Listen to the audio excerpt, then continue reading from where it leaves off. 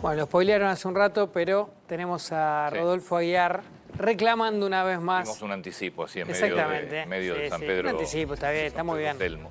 Lo tenemos a Rodolfo Aguiar y a ATE reclamando que el gobierno dicte asueto administrativo, algo que no sucedió y no va a suceder, y está por lo menos para mí está perfecto que no suceda. Pero ya lo había pedido la semana pasada, con el partido con Egipto lo había pedido, que fue entre semana también.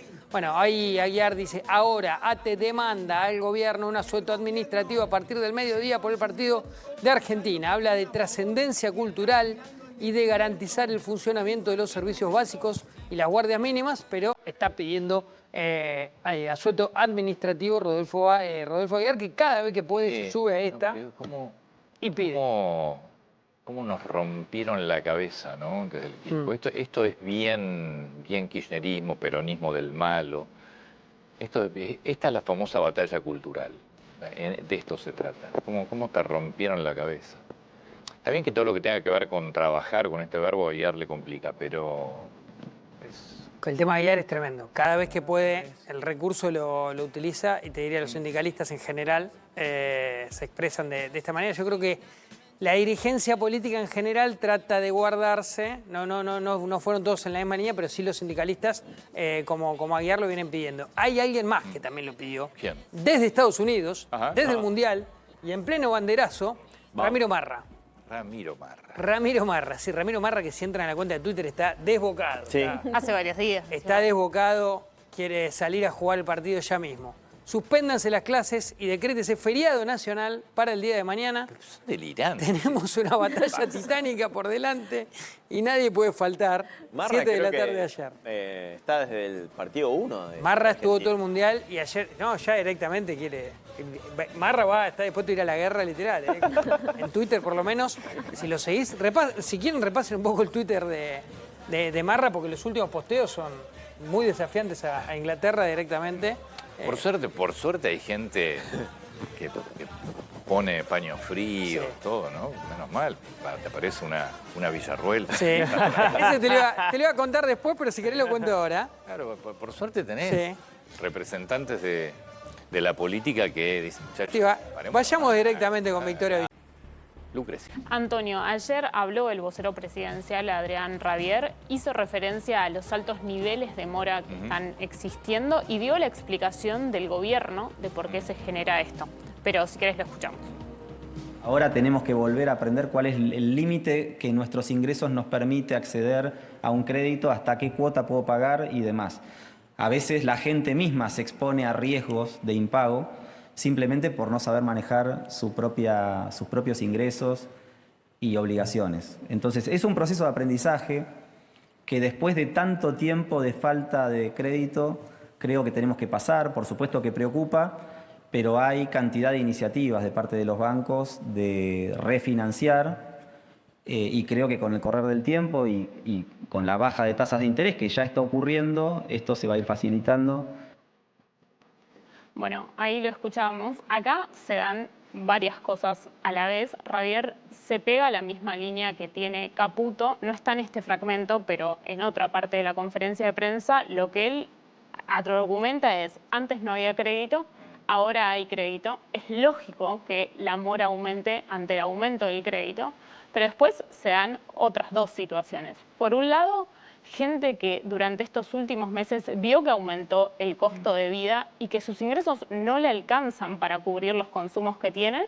Y también otra situación, que hay mucha gente que no tiene educación financiera, que no sabe resolver estos problemas, que llega a pagar el pago mínimo de la tarjeta de crédito con las altas tasas que existieron, sobre todo en los meses anteriores, en la previa de la elección legislativa, y quedó en una bola que no sabe cómo salir.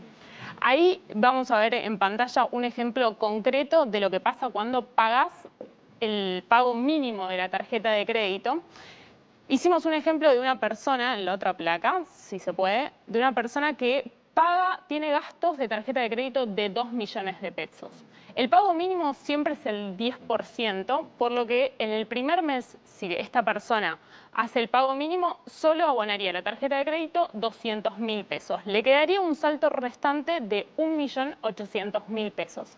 A eso se aplican las tasas, el interés, porque vos no le estás pagando al banco, que hoy se habla de un interés que está en torno al 7% mensual, cuando vos tenés una inflación del 2%. Vos imagínate todo lo que le estás dando al banco en intereses, que eso va a la cuota del mes siguiente. Ahí, por ese refinanciamiento, le debías al banco 1.800.000 pesos, le terminás debiendo ahora 1.926.000 pesos, que lo arrastrás al mes 2.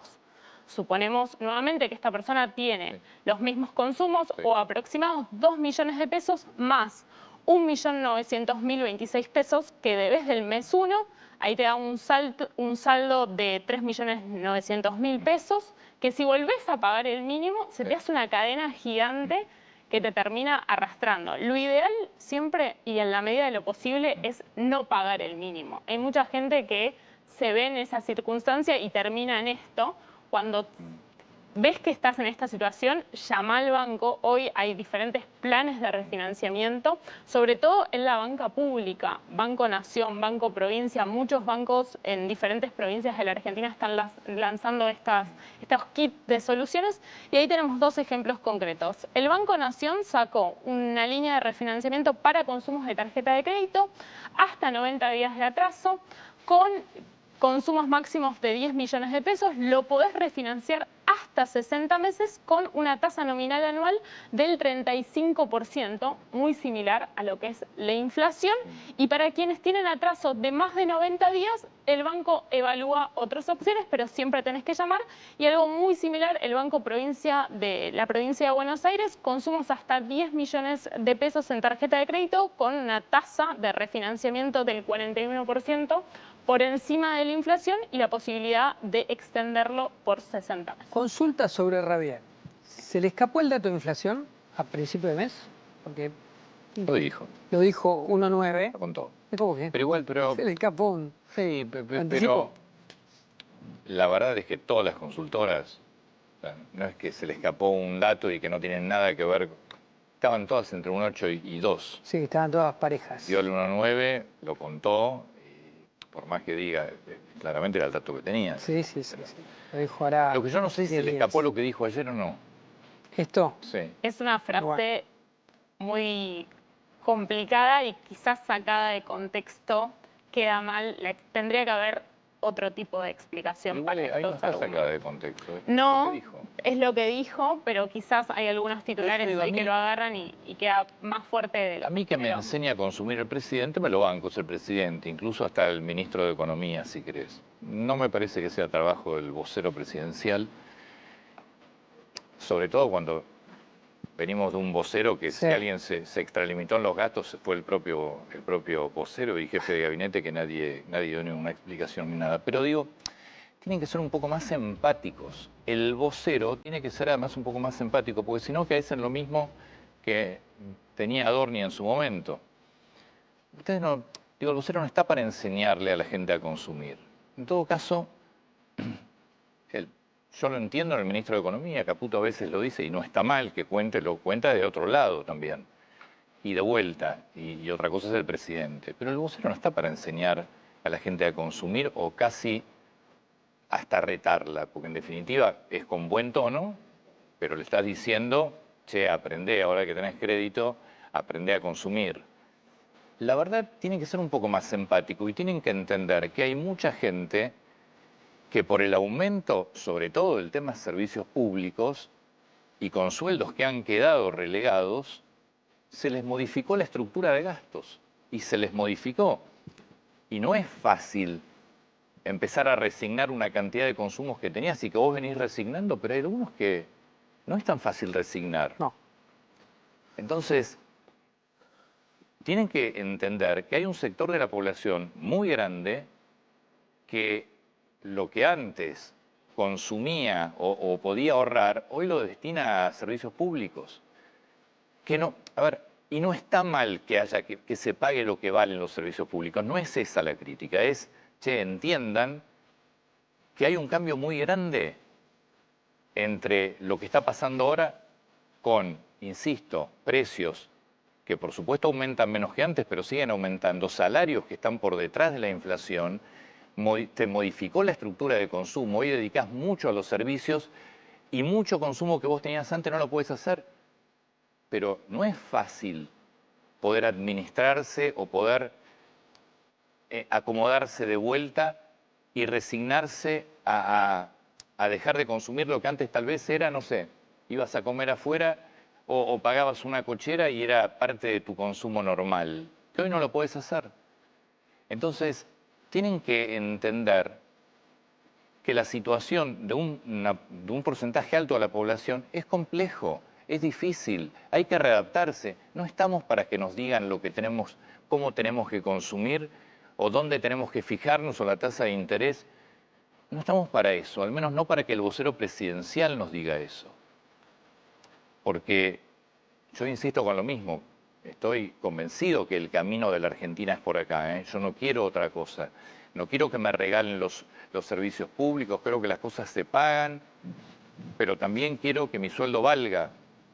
Y eso va a faltar, y es un proceso que lleva tiempo. Entonces no me interesa que me quieran enseñar cómo se consume. Traten de entender lo que pasa, y la morosidad que hay es una morosidad producto de todo un cambio que hay que hacer, que es difícil hacerlo. Simplemente eso, ¿no? Me parece que no es la forma. Y yo lo dijo con educación y todo, Sí, ¿no? tiene Los tonos de Adorno. la verdad que tiene un tono mucho más Sí, ameno que Manuel Adorni, sí. sin dudas. Pero- Yo lo noto un poco nervioso a veces. Pero Cuando fíjense comunica. lo que están diciendo y cómo lo dicen, porque no es la tarea que tienen que tener, nada más. Hay también otras líneas para explicar la morosidad en diferentes funcionarios Sí. del gobierno de incluso peor que estas, como la gente sacó créditos pensando que venía una devaluación. Sí, y es cierto, que- todo es cierto, todo seguramente es cierto. Venimos de una Argentina completamente diferente, cambiando a un país, creo yo, mucho más normal, pero va a llevar tiempo. Entonces, me parece que las cosas se dicen y se piden de otra manera. Insisto, no lo dijo con malos No, modos, no. no es Adorno. Para nada. Eso. Pero hay que ser un poco empático con lo que está pasando, un poco más empático. Y algunas cosas creo que uno se las permite al presidente, al ministro de Economía y punto, pará. Pero hay mucho esfuerzo que se está haciendo, ¿eh? Después, Sí. seguramente las explicaciones son todas reales, ¿eh? Sí, no, lo que vos ves es como mucho alineamiento en cómo explicar estos datos de la economía que quizás son los más duros y los más difíciles que tienen que comunicar.